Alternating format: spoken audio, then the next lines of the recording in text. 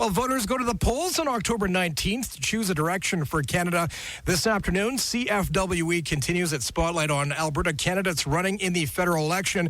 With us this afternoon in the studio is Gil McGowan. He wants your vote for the Edmonton Centre riding. Welcome to our studios, Gil. Hi, Jeremy. It's a pleasure to be here. So, first of all, tell us a little about yourself. Well, I'm a rural Alberta boy. I grew up on a farm about 60 miles north of Edmonton, in between two tiny little towns, one called Dapp, the other called Rochester.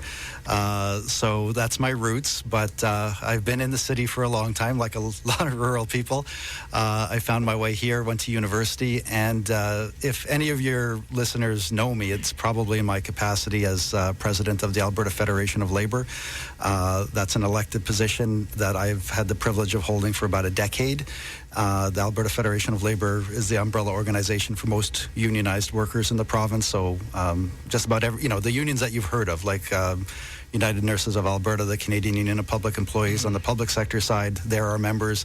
But then also lots of the private sector unions like the construction workers, electrical workers, iron workers, Unifor, which is my union, representing workers in the energy sector. So, in that job, I've gotten to know about, just about every sector of the Alberta economy.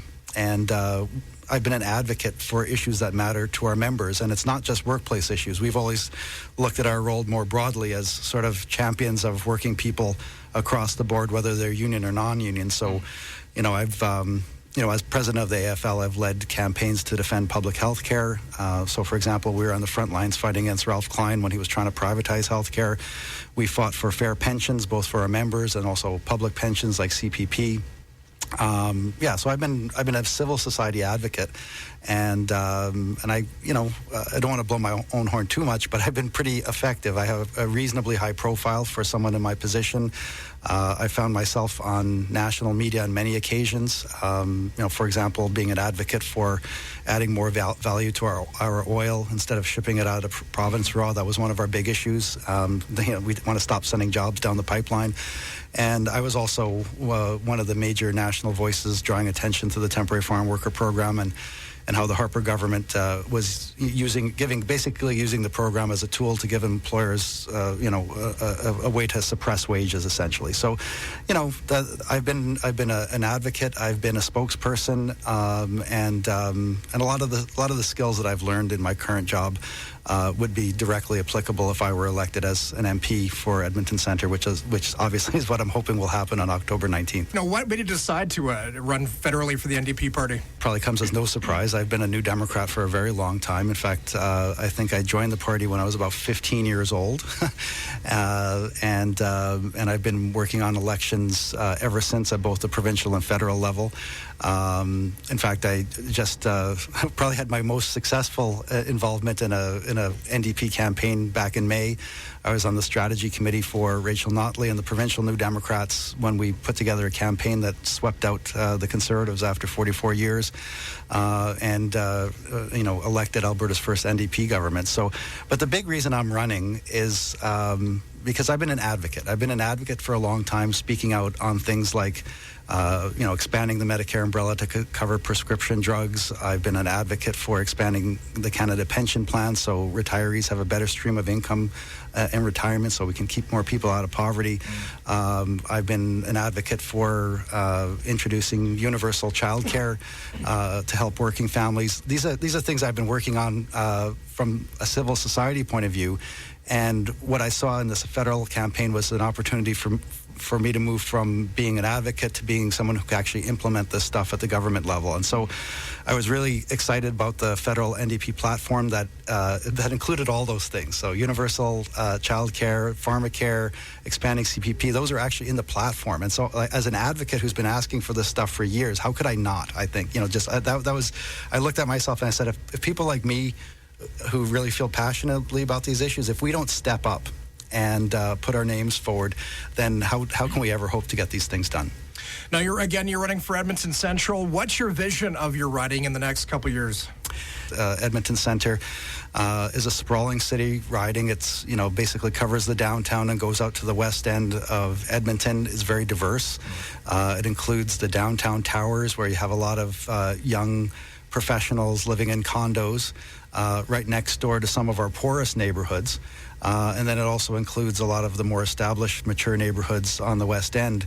So we've got young people, we've got older people, we've got people from literally dozens and dozens of different ethnic backgrounds.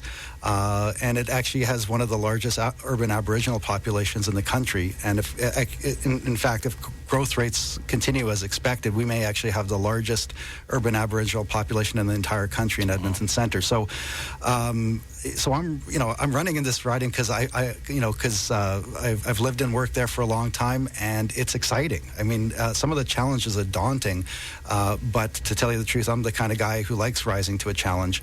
And there's so many needs that need to be met in that community, and there's so many opportunities. I'm just raring to go to be given an opportunity to deal with them. Of course, in the last month or so, we heard platform promises from the Green Party, the Liberals. Let's hear about the NDP. Tell us about some of the policies, if elected, that your party would bring into power. Yeah. Well, elections are full of promises, and the good news, and sometimes those promises overlap. Sometimes it can be a little overwhelming for voters. But the good news is that there are a number of items in our platform that really distinguish us, things that only the New Democrats are offering. So, for example, as I mentioned it already, if elected as Canada's first federal NDP government, we will move very quickly to expand the Medicare umbrella to cover prescription drugs, which are not currently fully covered. And so basically, everyone knows that the Medicare, which is one of our most highly cherished social programs, it's something that was created by New Democrats. We've always had a vision of expanding the umbrella to cover everything that's necessary, and we're going to take a step in that direction by expanding the Medicare umbrella to cover prescription drugs. And this actually is going to have the effect of reducing how much we spend on health care. It seems ironic, introduce a national program, it'll actually save us money, and it'll do that by allowing us to benefit from bulk buying across the system. We can negotiate harder with pharmaceutical companies to keep the cost down if we're all doing it together. And we estimate that we can actually save Canadians about $11.5 billion a year on healthcare costs, while at the same time improving care. That's a major part of our platform. Another part is introducing universal child care. Right now, in a city like Edmonton, the cost of living is very high, and most families, both members of both mother and father often have to work. In fact, about 80% of parents have to work in order to keep a roof over their heads. And while they're away at work, one of the big concerns is quality childcare. And the reality is just a patchwork right now, and it's often very expensive. On average, families in Edmonton are spending about $1,000 a month for one child. So what we want to do is introduce a national child care program that guarantees access to quality, affordable daycare at a maximum of $15 a day. And we actually think this is another program that over the long haul, it's going to pay for itself, because it's going to allow more parents to go to work, especially women. They're going to be able to work longer hours, take better jobs, and the result is that they'll be paying a little bit more tax, and that will pay for the program. And that's exactly what happened when the government in Quebec introduced their $7 a day daycare. There's a model there that works. It's just common sense, and we'd like to implement it. Again, we're speaking with Gil McGowan. He's running for the Edmonton Central Party, the federal party, NDP. Gil, has Tom McClare, your party's leader, spoke candidly about the oil sands? Is he in favor of that? Elections are filled with promises from all the parties. They're also filled with bad-mouthing. And our party, the New Democratic Party, has been the victim of some particularly egregious bad-mouthing from the Conservatives when it comes to the oil sands. We've heard from Stephen Harper and other Conservative candidates that if the New Democrats form the government, as some of the polls suggest we might, that we would shut down the oil sands. That nothing could be further from the truth. Our party position is very clear. We recognize that the oil sands are an incredibly valuable resource, not just to Albertans, but to all Canadians. And it's a resource that can and should be developed. Where we part ways with the Conservatives is on the question of how. the oil sands should be developed. And we start with the proposition that the oil sands, like most Canadian resources, they're actually owned by Canadians, and they need to be developed in the public interest. And that means we should focus on adding value. So, for example, instead of ripping and shipping our bitumen to other markets for upgrading and refining, places like the United States and perhaps even China, instead of sending our jobs down the pipeline, we want to see more of that value adding done here in Alberta, and if not in Alberta, certainly somewhere else in Canada. And one of the problems with the Harper government is that they've just sort of stood idly by on the sidelines and acted as cheerleaders for big oil companies, many of which are based in the States, while they take our cheap resource, dilute it, put it in a pipeline, send it to upgraders and refineries in places like the American Midwest and the American Gulf Coast, and then they ship it back to us as a finished product, and they sell it to us. Right. So they get the margin, they make the extra profits, they get the jobs, and what we're saying, it's our resource.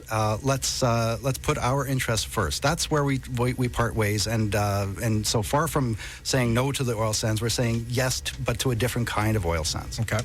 Before I let you go, I'm sure you're well aware there are many Aboriginal issues during this election campaign. What issues will an NDP government, if elected, bring to the Aboriginal population?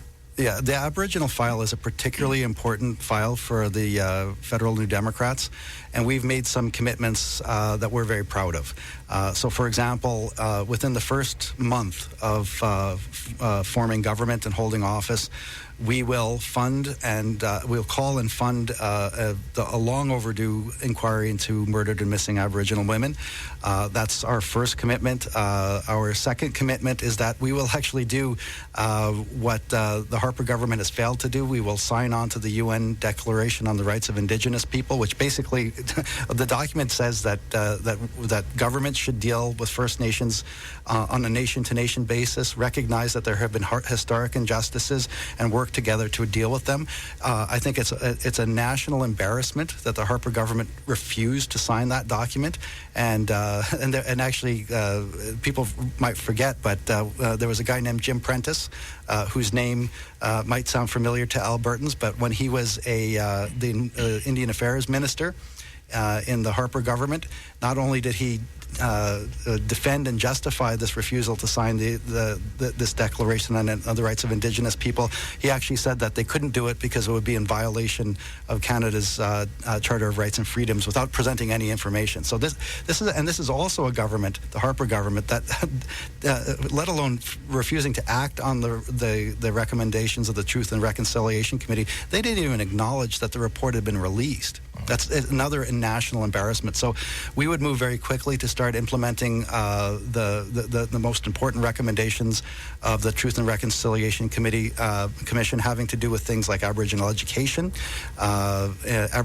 infrastructure on reserves, in particular related to clean water and adequate housing.